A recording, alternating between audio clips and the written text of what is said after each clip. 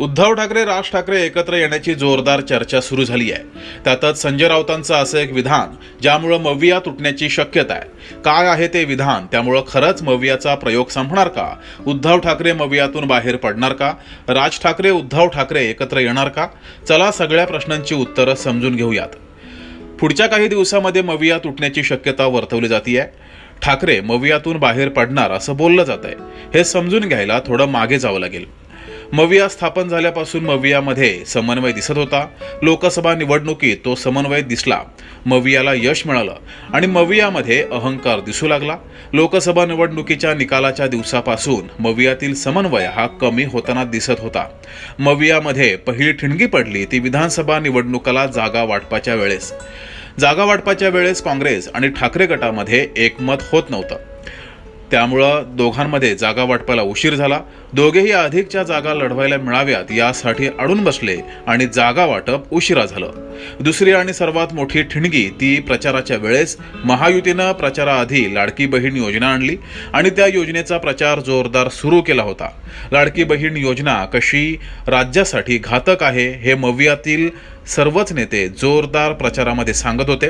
ठाकरे गट तर लाडकी बहीण योजना राज्याला कशी मागे घेऊन जाईल, राज्याची अर्थव्यवस्था कशी खिळखिळी होईल हे पटवून देत होते. पण त्याच वेळेस काँग्रेसनं लाडकी बहीण योजनेवर टीका थांबवत आपणही लाडक्या बहिणींना जास्तीचा हप्ता देणार असा प्रचार सुरू केला. हे उद्धव ठाकरेंना मान्य नव्हतं. ठाकरेंचा या योजनेला विरोध होता.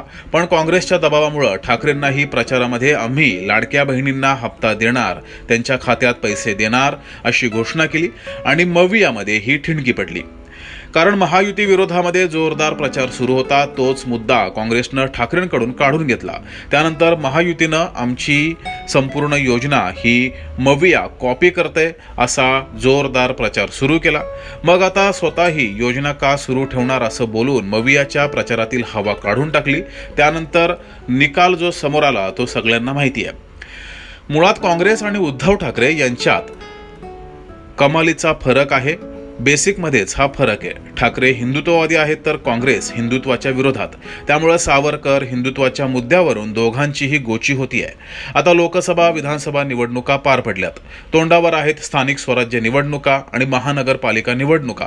त्यात प्रामुख्यानं मुंबई महानगरपालिका निवडणूक ठाकरेंसाठी अतिशय महत्त्वाची आहे. त्यासाठी ठाकरे जंग पछाडतील.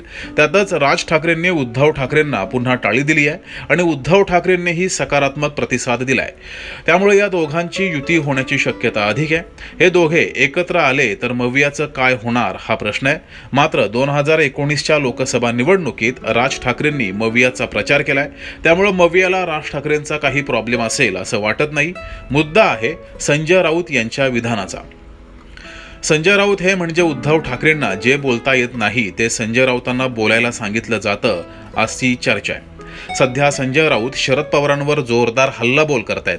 अर्थात शरद पवार हे राजकारणी कसे आहेत हे जगजाहीर आहे. आता संजय राऊत शरद पवारांवर हल्लाबोल करतायत याचा अर्थ काहीतरी पाणी हे मुरतंय. ठाकरेंना मविया फोडायची असेल तर मविया फुटू शकते. कारण तसंही मुंबईमध्ये काँग्रेसची थोडी ताकद आहे. मात्र शरद पवारांची काहीच ताकद नाही. त्यामुळं पालिका निवडणुकीमध्ये शरद पवार सोबत नसतील तरी ठाकरेंना काही फरक पडणार नाही. आणि सध्या शरद पवार हे अजित पवारांच्या तितके जवळ जात आहेत. त्यावरून या दोघांमध्ये साटलोट नक्कीच आहे अशी ही चर्चा आहे. हल्ली तर शरद पवार हे अजित पवारांच्या जास्तच जवळ जात आहेत. त्यामुळं ठाकरेंना राष्ट्रवादीपेक्षा शरद पवार यांच्या राष्ट्रवादीपेक्षा राज ठाकरे हे मुंबई महानगरपालिकेमध्ये कधीही फायदेशीर ठरतील.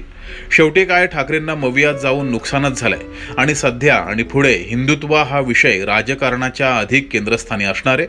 त्यामुळे हिंदुत्ववादी ठाकरेंना मवियात राहून फायदा होणार की प्रखर हिंदुत्ववादी म्हणून ओळख निर्माण करून राजकारणामध्ये केंद्रस्थानी यायचं हे ठाकरेंना नक्कीच माहिती आहे. तुम्हाला काय वाटतंय? कमेंट बॉक्समध्ये कळवा आणि बघत राहा डी द डिस्कवर.